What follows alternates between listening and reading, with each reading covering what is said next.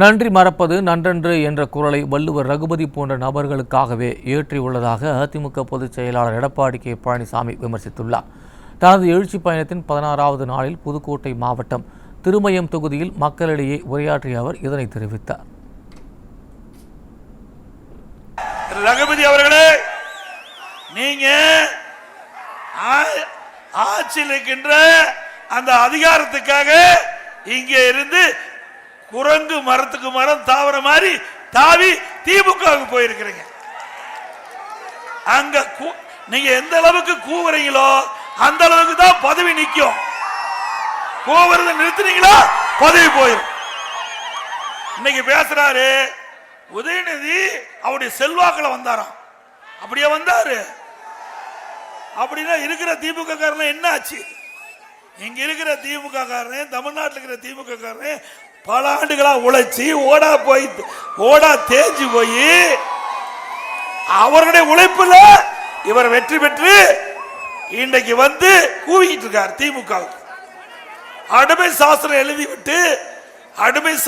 எழுதி கொடுத்து விட்டு இன்றைக்கு ஆட்சி அதிகாரத்தில் பங்கு பெற்று இன்றைக்கு எட்டப்ப மாதிரி செயல்படுகின்ற திரு ரகுபதி அவர்களே, அனைத்து இந்திய அண்ணா திராவிட முன்னேற்ற கழகத்தை விமர்சனம் செய்வதற்கு உங்க யோக்கியதும் இல்ல, அருகதையும் இல்ல.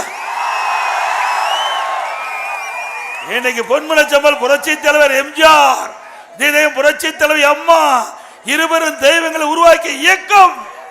இந்த இயக்கத்தை பற்றி பேசுவதற்கு உங்களுக்கு எப்படி நாக்கூசம் இல்லையா?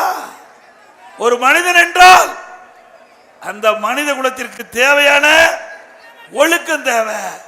அவருடைய வாழ்க்கை என்றால் இப்படித்தான் வாழ வேண்டும் என்று ஒரு மனிதனுக்கு 6 அறிவு ஆண்டவன் கொடுத்திருக்கிறான்.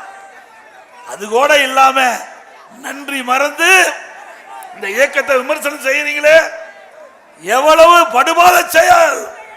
நன்றி மறப்பது நன்றன்று, நன்று அல்லது அன்றைய மறப்பது நன்று என்று ஹீரோ உண்டு. இவருக்காகத்தான் சொல்லி வச்சுட்டு போயிருக்காரு நினைக்கிறேன். திரு ரகுபதி இருக்கிற ஆட்களுக்கு சொல்லி வச்சுட்டு போயிருக்காரு. திரு ரகுபதி அவர்களே, ஒரு பானை சோற்றுக்கு ஒரு சோறு தான் பதம். அதுபோல உங்களுடைய நடைமுறைக்கு நீங்க இப்போ திமுகவில் பேசிக்கிட்டு இருப்பதெல்லாம் மக்கள் யாரும் பொருட்படுத்தல. நீங்க தவறி வழி தவறி பாதை தவறி சேராத இடத்துக்கு போய் சேர்ந்துட்டீங்க. நீங்களே யாராலையும் காப்பாற்ற முடியாது. இந்த ஆட்சி இருக்க வரைக்கும் நீங்க ஓட்டலாம்.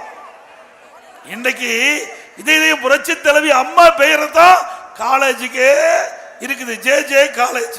அப்படி அந்த காலேஜ் வச்சுக்கிட்டு அம்மா அண்ணா திமுக அரசிய அம்மா கட்டி காத்த இயக்கத்தை அவதூறா பேசுவதை ஏற்றுக்கொள்ள முடியுமா? நீ எம்எல்ஏ இருக்கும் போது எப்படி இருந்தீங்க, இப்ப எப்படி இருக்கிறீங்க? இதுக்கு யாரு காரணம்? அண்ணா திமுக காரணம்.